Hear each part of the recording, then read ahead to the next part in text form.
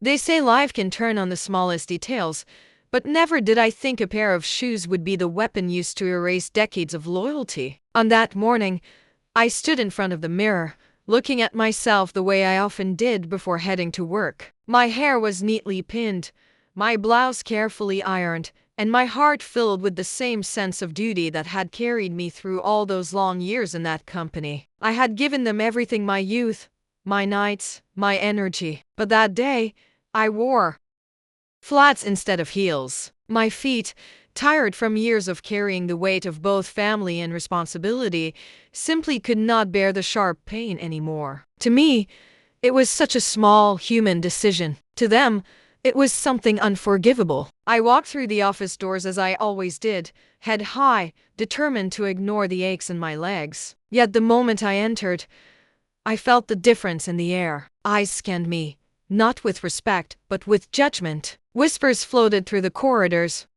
Subtle smirks appeared on faces that once came to me for guidance. It wasn't the person they noticed anymore, it was the shoes. I could almost hear the unspoken words, "She doesn't belong here anymore." And then, there was him, my boss, a man whose approval I had once chased like a child chasing sunlight, whose sharp words I had endured for years in the hope that one day he would finally see my worth. He looked at me that morning as if I were an intruder, as if my presence had already crossed some invisible line. The tapping of his polished shoes echoed louder than the ticking clock, and I knew something was coming. What struck me wasn't only his stare, but the way he carried it like a blade, ready to strike. My heart told me this day would not end like the others. Still, I walked to my desk, pretending to ignore the tension. I adjusted the papers, placed my pen neatly, and tried to breathe through the storm building in my chest. My hands trembled, not from fear of work,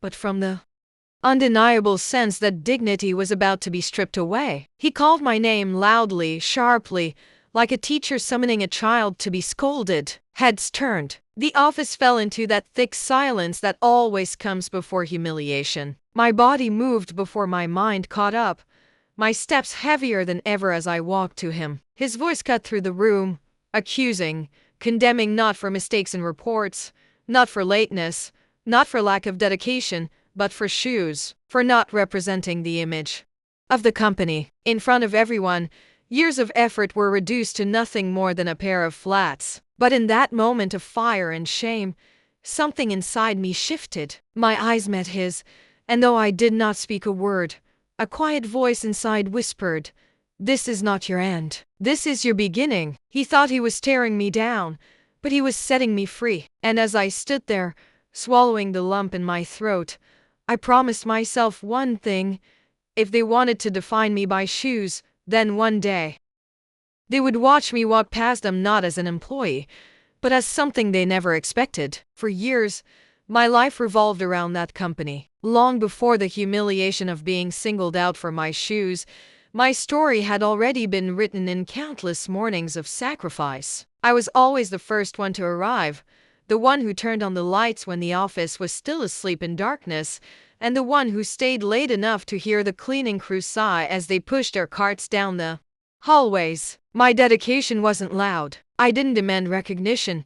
I didn't chase applause. I gave myself silently, believing that loyalty would one day speak louder than any performance review. But in the end, silence became my curse. I remember the way my colleagues used to glance at me. At first, it was respect. They knew I was reliable, the person they could count on when deadlines loomed, when numbers didn't match, when clients threatened to walk away. I carried their stress on my back, never asking for thanks. My hands typed through pain, my eyes strained under the glow of computer screens long after my body begged for rest. And yet, I convinced myself this was the price of belonging, the price of building a future. What they never knew was what I gave up outside those office walls. Birthdays missed, dinners cold on the table, laughter fading in rooms I was too tired to enter. My children grew up watching me rush out the door with a thermos of coffee clutched in my hand, promising I would make it up to them on the weekend, a weekend that rarely came because I was always needed. My silence was mistaken for compliance, and my compliance mistaken for weakness. They didn't see the storms I endured alone, the debts I covered, the sleepless nights I fought through. And as the years passed, the respect turned into expectation. My extra hours became invisible. My willingness to do what others avoided became the standard by which they measured me. If I ever dared to falter, if I ever showed even a hint of exhaustion, their stares grew cold, their whispers sharper. I was no longer the hero who saved the day. I was the worker they assumed would never break. In silence, I held up the weight of their success. It's strange how people can live beside you, watch you, use you, and still never truly see you. They saw my face every day, but they didn't see the lines of sacrifice carved into it. They saw my hands delivering reports, but they didn't see the tremors from years of overuse. They saw me smile politely, but they never noticed the pain I swallowed each morning just to keep moving. My silence protected them from the truth that I was exhausted, worn, and on the edge of disappearing into invisibility. And yet, despite all of that, I believed in the dream. I believed that one day they would realize how much I had given, how many times I put the company above myself. That belief carried me when my feet ached in cheap shoes, when my body screamed for rest, when tears slipped down my cheeks in the solitude of the break room. I convinced myself that dedication was an investment, that loyalty was currency, and that someday it would pay me back in recognition. But loyalty is often misunderstood. They didn't see me as dedicated, they saw me as replaceable. They didn't see sacrifice, they saw submission. My silence became the background noise of their ambition, the soundtrack of their ungrateful climb. And when I dared to appear human, when I dared to wear shoes that allowed me to stand without pain, suddenly I was no longer an asset. Suddenly, I was a liability. The irony was unbearable. They didn't fire me for mistakes. They didn't fire me for dishonesty, or incompetence, or lack of effort. They fired me for not fitting their image, for refusing to mask my humanity behind heels that had become instruments of torture. In that moment, I realized my silence had never earned me dignity, it had only bought me invisibility. Still, looking back, I wouldn't erase those years of quiet dedication. They taught me something no paycheck, no pat on the back, no performance award ever could. They taught me the true measure of strength. Because strength is not in being praised. Strength is in rising every day when no one notices, when no one claps, when no one cares. Strength is in giving even when the world takes without gratitude. But it was also in those silent years that seeds were planted. Seeds of resilience. Seeds of quiet defiance. Seeds that would bloom the day they thought they had buried me with humiliation. They mistook silence for weakness, but silence can also be a weapon. It hides the storm until the moment it unleashes. As I stood in that office being reduced to the shoes on my feet, I remembered all those mornings, all those late nights, all the sacrifices I had made. They had forgotten my worth, but I hadn't. They dismissed me like I was nothing, but they had no idea what was waiting for them outside those walls. They thought they ended my story. They had only turned the page. And sometimes, that's the greatest gift an enemy can give you, the chance to write the chapter they never expected. So let me ask you, if you gave years of silent dedication and were thrown away for something so shallow, would you walk away quietly, or would you find a way to rise louder than ever before? Humiliation does not arrive quietly. It strikes like a blade in full view of the crowd, designed not only to wound but to shame,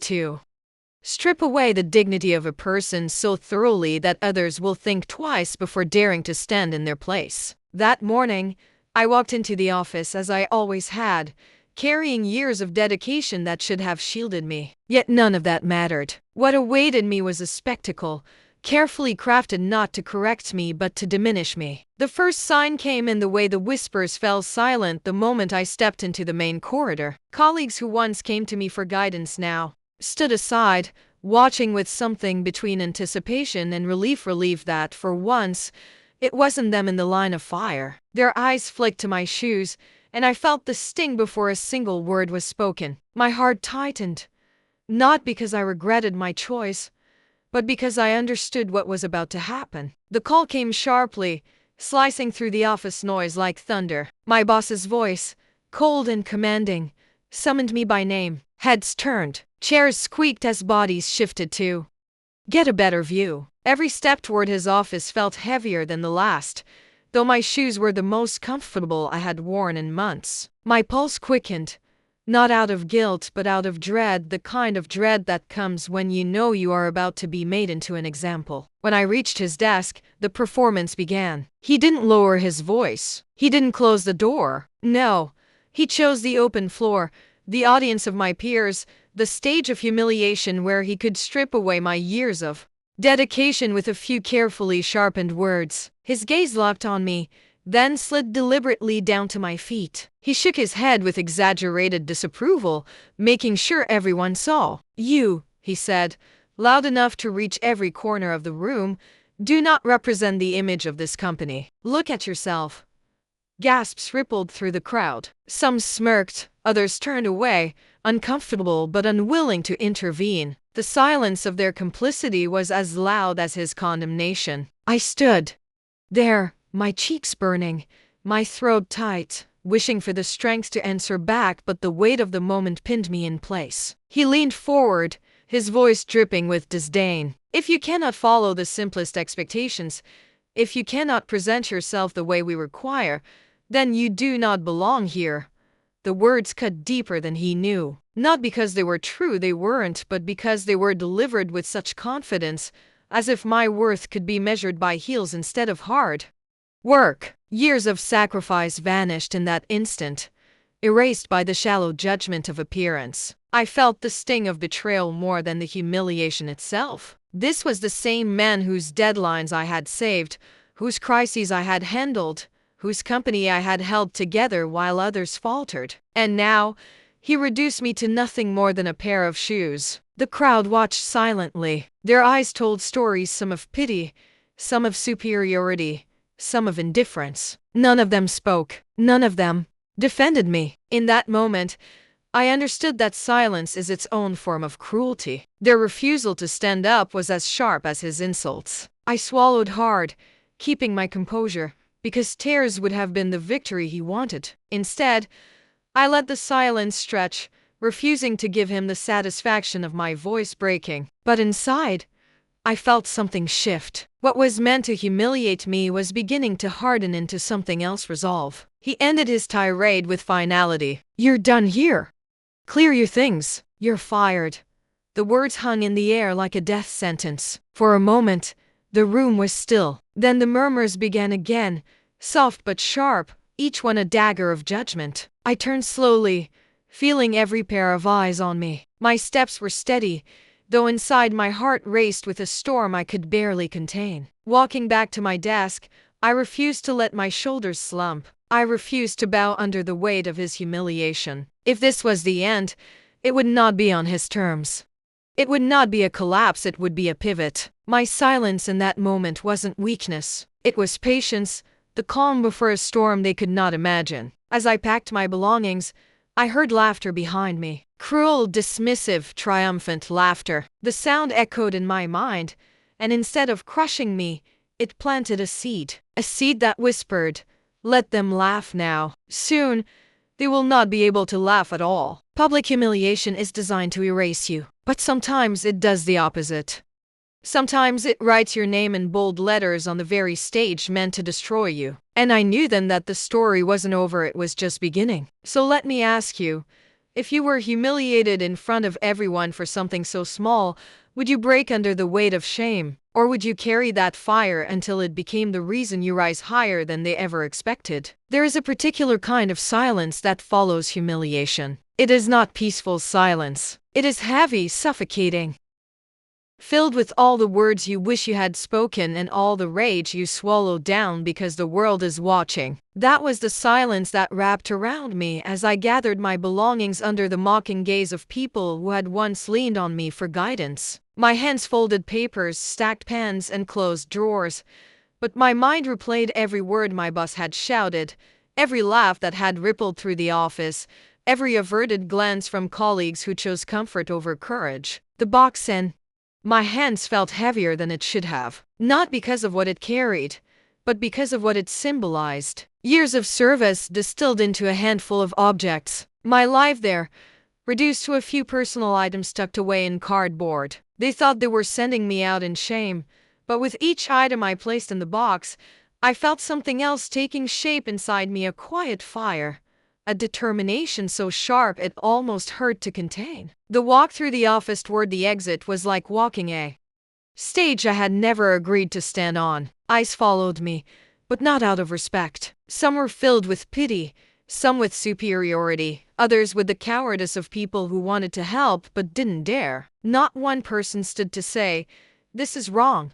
Not one voice defended me. Their silence screamed louder than any insult my boss had hurled. And so I walked, my heels clicking against the floor, not as symbols of compliance but as reminders that dignity cannot be fired. When I pushed open the glass doors, the outside air hit me with a force I hadn't expected. It was cool, sharp, almost cleansing. For the first time in years, I wasn't rushing to meet a deadline, wasn't bracing myself for criticism, wasn't carrying the weight of someone else's empire on my back. I was free, but not broken. The irony was cruel and beautiful at once.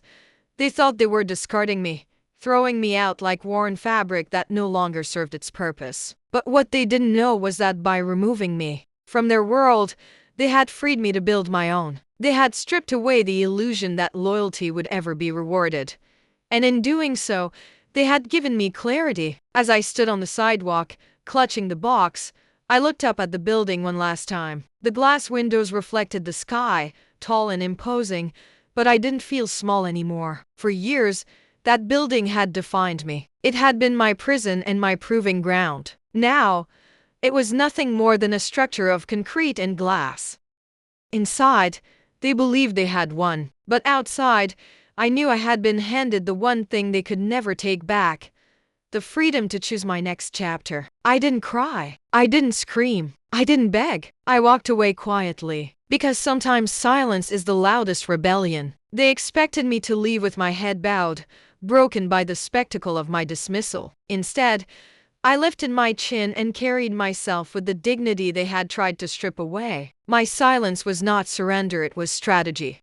Let them believe they had defeated me. Let them laugh in their boardrooms and gossip in their offices. I would not give them the satisfaction of seeing the fire already burning behind my eyes. Walking down the street, every step felt like a declaration. I was no longer bound to their rules, their shallow judgments, their endless cycle of taking without giving. I had been dismissed for shoes, but what they didn't realize was that they had dismissed the very foundation of their success. Without me, the cracks would show. Without me, the empire they thought was untouchable would tremble. At a small cafe around the corner, I stopped to catch my breath. The weight of the box pressed against my arms, but my mind was already racing with possibilities. I thought of the years I had spent building someone else's dream, fueling someone else's ambition, sacrificing my health, my family, my joy, all for people who measured my worth by the height of a heel. And in that moment, a thought as sharp as lightning cut through me.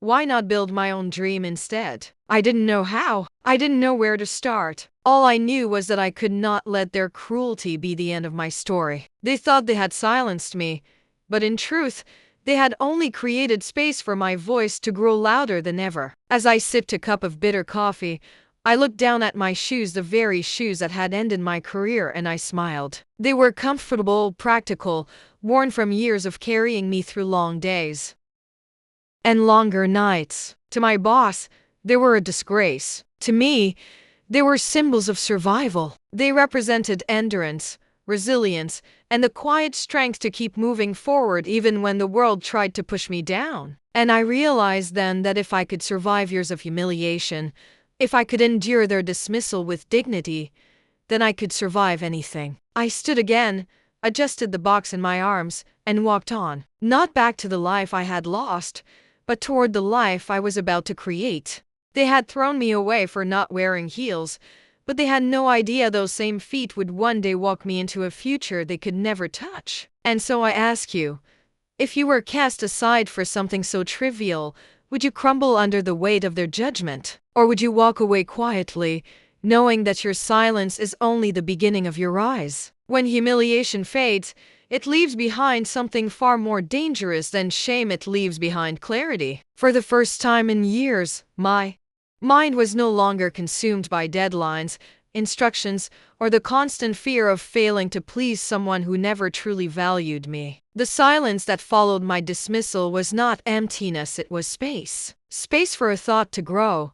A thought so bold it made my heart race every time I dared to hold on to it. That evening, I sat at my small kitchen table, the box from the office resting quietly in the corner, as though mocking me with its reminder of what I had lost. But instead of crying, instead of replaying the insults again and again, I opened a blank notebook. The pages stared back at me, white and pure, unmarked by the years of servitude that had defined my life. For the first time, I had the power to write something new. Slowly, almost trembling, I wrote two words: my business. At first, it felt absurd. How could someone like me, someone discarded for not wearing the right shoes, dream of building something of her own? I had no grand inheritance, no safety net, no mentors guiding me. All I had was my experience, my endurance, and the fire that humiliation had ignited inside me. But as the pen moved,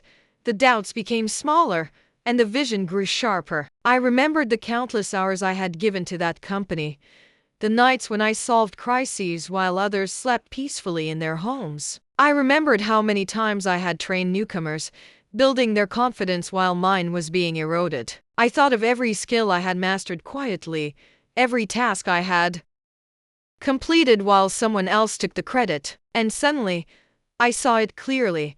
I had been running a business all along, it just hadn't been mine. The idea took root in that moment. Why should I pour my strength into building an empire for people who could so easily throw me away? Why not build my own empire, even if it started as nothing more than a seed? My mind raced with possibilities. What if I opened a business where employees were judged not by appearances but by dedication? What if I created a place where women could work without being forced into painful heels, where dignity mattered more than image, where respect was the rule, not the exception? I leaned back in my chair, and for the first time that day, I smiled. They thought they had crushed me, but all they had done was strip away the fear that had kept me chained for so long. Fear of failure, fear of stepping out of line, fear of being noticed for the wrong reasons. But once you've been humiliated in front of everyone, once you've lost everything, what is left to fear? I had nothing to lose and everything to gain. I began to sketch plans in the notebook, rough ideas, simple budgets,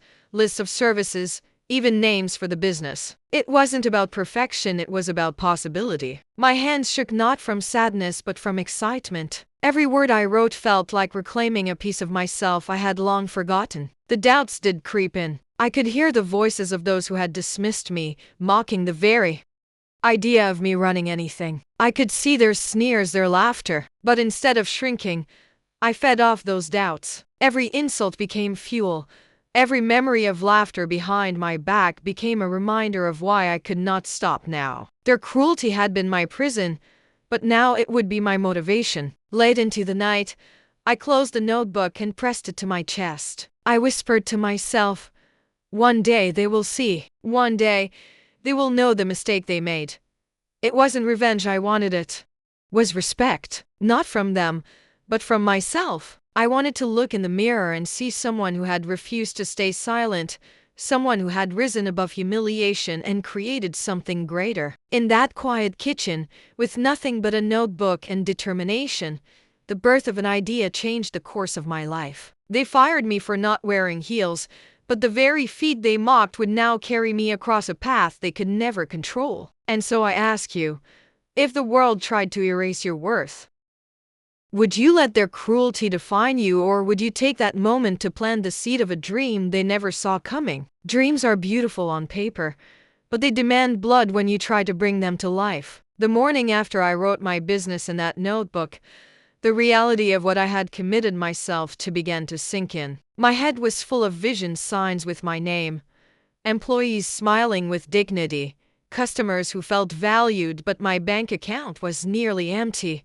My body was tired, and my Confidence was fragile. What had started as a spark of inspiration now revealed itself as a mountain I had to climb, one brutal step at a time. I sat at the kitchen table with bills spread out before me, numbers that mocked me with their unforgiving truth. Rent, utilities, groceries, the demands of survival never rested. How could I possibly add a business to the pile? For a moment, fear gripped me like a vice, whispering that I was foolish to believe I could start over at my age, with no safety net, no wealthy investor, no cushion to fall back on. But then I remembered the way my boss had looked at me, the way his words had tried to strip me of dignity, and the fear turned into something else.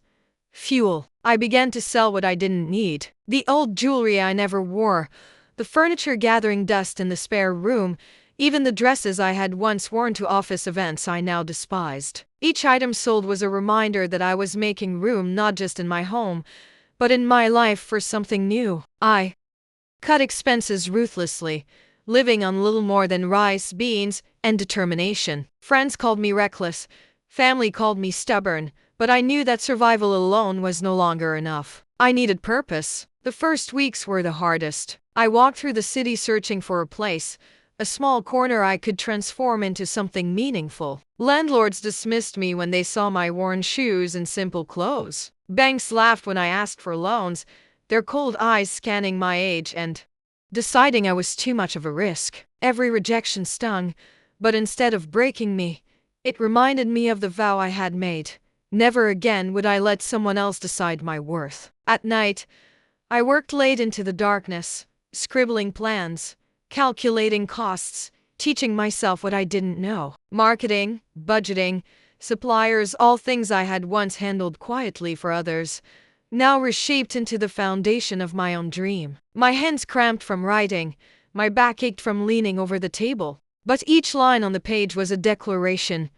I will not give up. There were nights when despair nearly won. Nights when the silence of my empty apartment felt heavier than the humiliation that had driven me out. I cried quietly into my pillow, asking myself if I was insane to believe I could do this. But then I would rise, wash my face, and stare at the notebook that had become my lifeline. I would hear again the laughter of my former co-workers, the condescending tone of my boss, and the tears would harden into resolve. I refused to let their voices be the last chapter of my story. Slowly, the pieces began to align. I found a tiny space on a neglected street.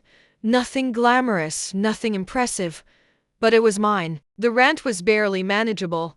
The walls were cracked, the floors worn, but I could see beyond the imperfections. I saw possibility. I scrubbed floors until my knees hurt, painted walls until my hands blistered, and dragged furniture across the room alone because I couldn't afford help. Neighbors peeked in with curiosity, some with skepticism, others with whispers of admiration. For the first time in years, I was building something with my own hands, not for them, not for him, but for me. Money was always tight. There were days when I skipped meals just to save enough for supplies, days when I feared I wouldn't make rent. But each obstacle became proof that I was stronger than I had ever been told. My body was exhausted, but my spirit was alive in a way it had never been within those corporate walls. One night, sitting on the cold floor of my little shop, surrounded by half-painted walls and mismatched chairs, I closed my eyes and smiled. The place smelled of fresh paint and dust, but to me it smelled like freedom. I whispered to myself, they fired me for shoes, but these feet are carrying me further than they will ever go. And so I ask you, if life stripped you of everything familiar, would you surrender to despair, or would you fight through the struggle, building something that proves you were never as weak as they believed? There is a moment in every struggle when the weight begins to shift, not because the burden disappears, but because you finally see proof that your suffering has not been in vain. For me, that moment came quietly, without fireworks, without applause. It came with the sound of a small bell tied to the door of my shop, jingling softly as my very first customer stepped inside. I remember it vividly. The shop was still, rough around the edges, paint fumes lingering in the air, shelves not yet fully stocked, and furniture that looked more like donations than investments. I had barely scraped together enough to open the doors, and a part of me feared no one would come. But that morning, as I adjusted the last few items and prayed silently that the world would notice me, the bell rang. A woman walked in, hesitant at first, then curious. My heart pounded as if I were about to be tested in front of the entire world. "Are you open?" she asked, her voice uncertain. "Yes," I replied, steadying my breath. "We're open." That first transaction wasn't about money, it was about dignity. Watching her choose something from my shelves, handing her the bag with trembling hands, hearing her say thank you as she walked out, it felt like proof that all the nights of doubt, all the tears, all the exhaustion had led me here. I closed the register afterward, staring at the modest bill inside as though it were gold. It wasn't just a sale, it was a victory. More customers came slowly, trickling in day by day. At first, it was one or two, sometimes none at all. I would sweep the floor over and over just to distract myself from the silence. But then, little by little, word began to spread. A neighbor told a friend who told another, and soon I began to see familiar faces returning. They didn't come because of polished branding or glamorous advertising, they came because they felt something different in my shop. I treated each person as if they were the only customer in the world. I remembered the sting of being dismissed, of being invisible, and I swore no one who stepped through my doors would ever feel that way. If they wanted comfort, I offered it. If they wanted respect, I gave it freely. I learned their names, asked about their families, listened to their stories. It wasn't just about what I sold, it was about how I made them feel. And slowly, my shop became more than a place of business. It became a place of belonging. The day I hired my first employee was another milestone that felt like a miracle. She was a young woman, nervous, wearing flats just like mine. She told me through tears that at her last job she had been ridiculed for not dressing the part.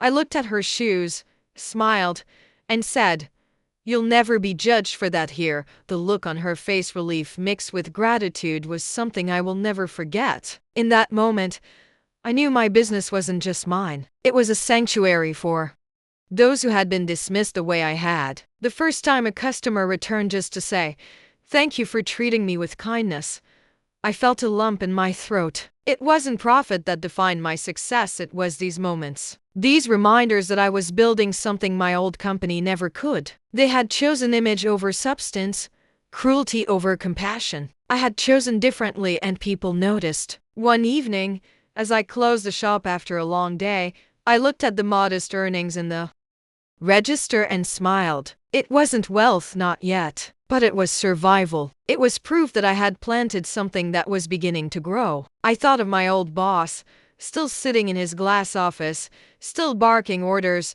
still convinced that appearance mattered more than humanity. I wondered if he had noticed yet that some of his former customers now came to me. Perhaps he hadn't. Perhaps he soon would. I locked the door, the bell jingling softly one last time, and walked home under the glow of the streetlights. My feet ached, but this time it was the ache of progress, not defeat. I whispered to myself, "This is only the beginning."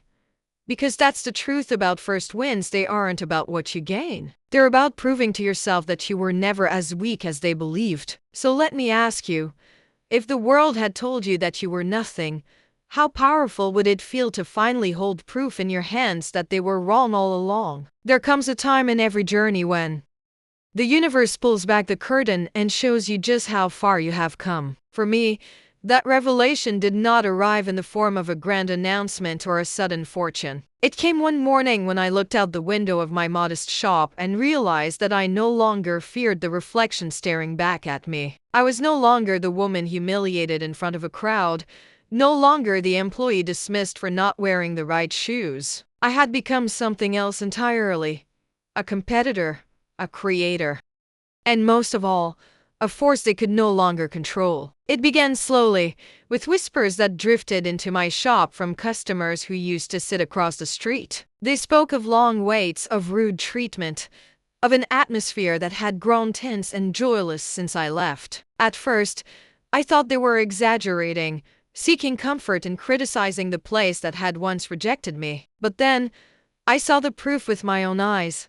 Faces I once recognized from the old office began walking through my door, not to mock me, not to pity me, but to buy from me. The first time it happened, I nearly froze. An old colleague, one of those who had stayed silent as my boss humiliated me, stepped inside, eyes cast downward, clearly ashamed. I expected sarcasm or pity, but instead, they whispered, "I heard your place was different." I wanted to see for myself.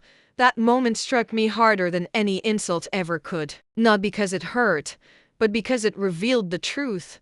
Even those who had stood by in silence knew, deep down, that I had been right all along. More faces followed. Some came cautiously, others boldly, but they came, and each one who crossed my threshold reminded me that the balance of power was shifting. My little shop, once laughed at, once doubted, was now stealing the attention of those who had once looked down on me. Then came the day I will never forget, the day I caught sight of my old boss through the glass. He stood in his office across the street, arms crossed, watching as customers walked out of my shop with bags in their hands and smiles on their faces. The look on his face was not anger, it was disbelief. He had dismissed me as nothing, thrown me away like dust on his polished shoes, and now he was forced to watch as the woman he tried to erase became his rival. I cannot describe the satisfaction of that moment. Not revenge, not exactly. It was deeper, quieter. It was the satisfaction of knowing that the very act they had intended to destroy me had instead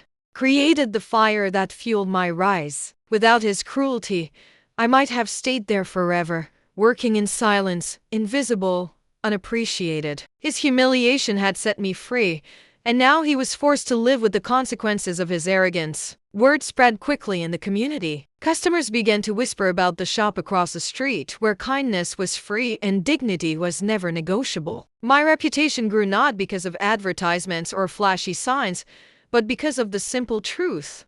People crave respect, and when you give it to them, they will never forget you. The day my old company began to lose clients to me was the day I realized the power of transformation. I hadn't just built a shop, I had built proof. Proof that dignity matters more than appearance, that compassion outlasts cruelty, and that strength can grow from the very place where you were once broken. I stood at my counter one evening, the glow of the streetlights casting shadows on the floor, and I looked out again at that glass building. I could almost feel his eyes watching, searching for a way to dismiss me once more. But it was too late. The balance had shifted. I wasn't beneath him anymore. I wasn't beside him either. I was above, not because of wealth or power, but because I had reclaimed my worth. That night, as I closed the register and turned off the lights, I whispered to myself, "They fired me for my shoes, but now they cannot walk a single step without seeing me.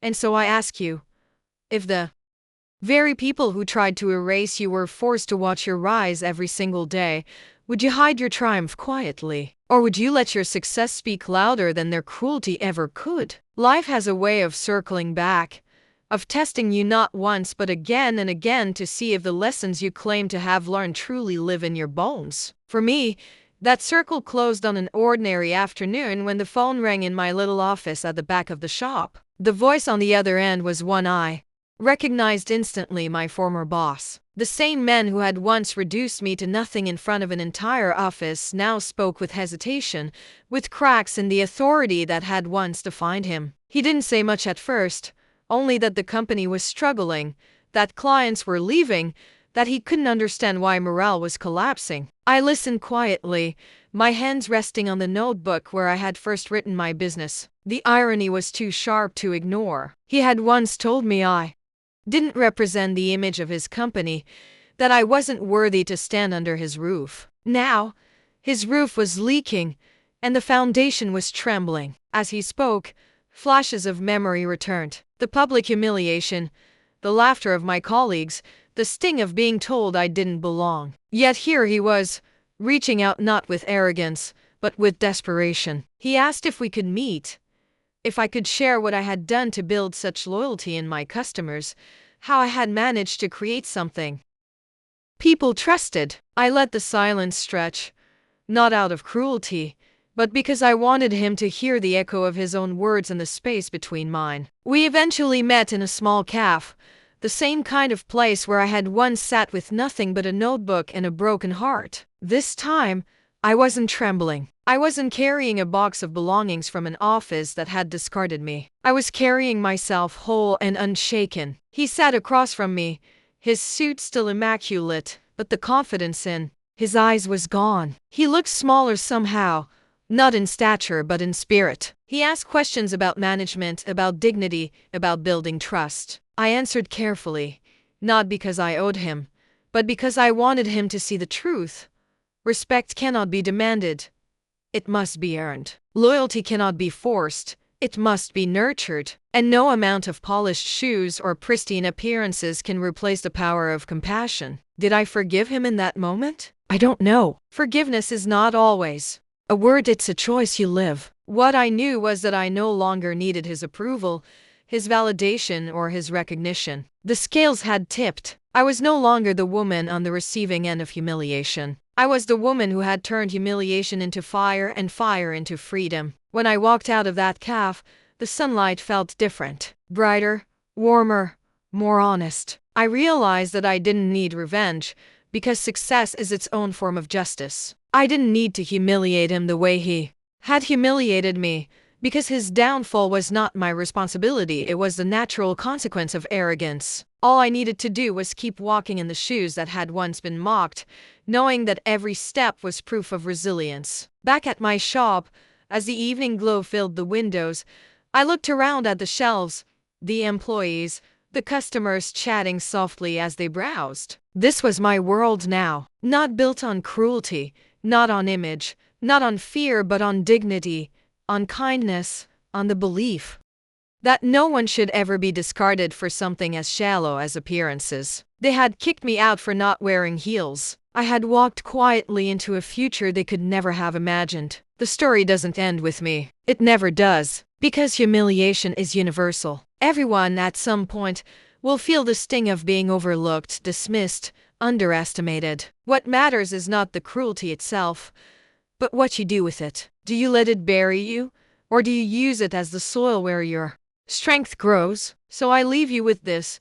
When life humiliates you in front of others, when people strip you of dignity and laugh as you walk away, would you let their cruelty define you? Or would you turn that moment into the very reason you rise higher than they ever believed possible? There are moments in life when pain feels permanent, when humiliation seems like the final word written over your story. But time and faith have a way of showing us that what looks like an ending is often only the beginning of something greater. I walked out of that glass building with a cardboard box in my hands, stripped of my position, stripped of my dignity in the eyes of others, and yet, in truth, I was carrying the seed of a destiny that humiliation had unlocked. I thought I had lost everything, but what I gained was something priceless. The freedom to rise into the person I was always meant to be. When I look back now, I see how necessary every tear, every rejection, every insult truly was. Without them, I would have remained invisible, serving quietly in the shadows of someone else's empire. Without the sting of their cruelty, I might never have discovered the fire within me that refused to die. Sometimes the very place where you're broken becomes the place where your strength begins to grow. And that strength, once it blooms, cannot be taken away. I believe that everything happens for a reason, even the pain we do not understand. Perhaps you have walked through a similar valley, abandoned, rejected, humiliated, underestimated. If you have, then know this.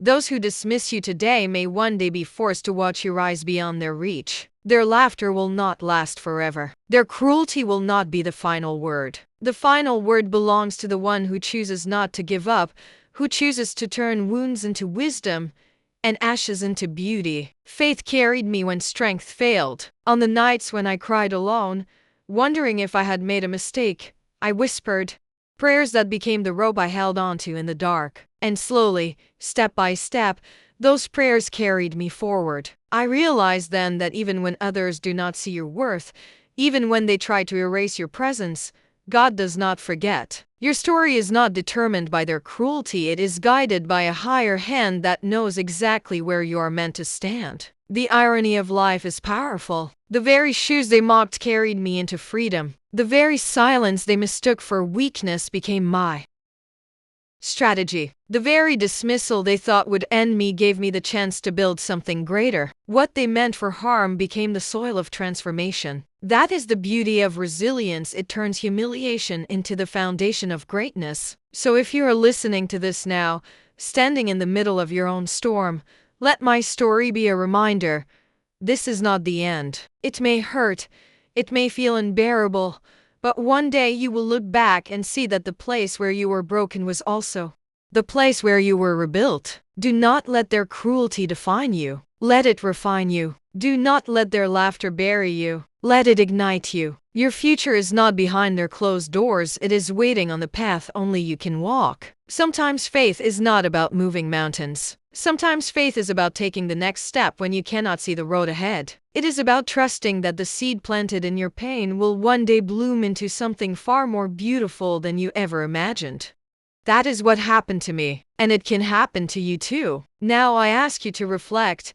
If life took everything from you, if you were humiliated in front of everyone and told you were nothing, would you accept their verdict, or would you rise in faith and prove that your worth cannot be erased? If this story has touched you, if you see yourself in these words, I invite you to join me here, where we share stories of resilience, transformation, and faith. Your support matters. It allows stories like this to reach those who need to hear that they are not alone. So, tap the like button, subscribe to the channel, and stay with us, because the next story will carry you even deeper into the truth that no matter how much life tries to push you down, you have the power to rise again. And believe me, you will not want to miss what comes next. The next video will open your eyes to another journey of betrayal, resilience, and victory that will remind you once more that the human spirit is stronger than cruelty, stronger than humiliation, and stronger than anything the world tries to throw your way.